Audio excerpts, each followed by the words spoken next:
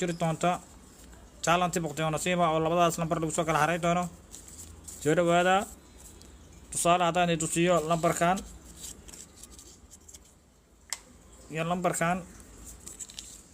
laba lambar aan soo gelinhayaa qofka la soo qabanaya waxaa laleeyahay 1 ilaa 16 laba lambar oo kamid ah qabso shardigana wuxuu yahay guulaystuhu inuu haleelo labadii lambar oo jaalantiga la soo geliyo waa bisharti labadii lambar oo jaalantiga inaad haleelo qabsaday 15 iyo 11 15 iyo 11 15 iyo 11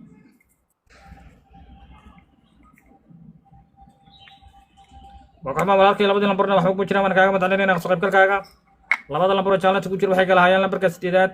iyo lambarka 4aad labadaas lambar ay ku kala jireen adaa haleeli waayay waxaan qabsaday 10 ilaa 9 10 iyo 9 baan ado haa 10 iyo 9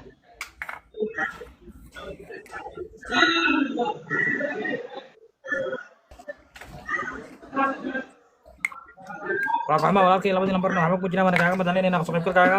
labada lambar oo challenge ku jira waxay kala hayaan lambarka 3aad iyo lambarka 7aad labada lambar ay ku kala jireen yo lambar 7 ma lambar 15 hadee mala ku wareeray lambarka 3aad iyo lambar 15 ay ku kala jireen aan kaaga madalinaynaa soo qaybgalkaaga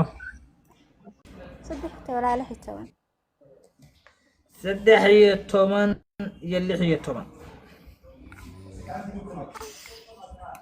وكما walaashay labadii lambarna waxa ku jira waan kaaga madalinaynaa soo qaybgalkaaga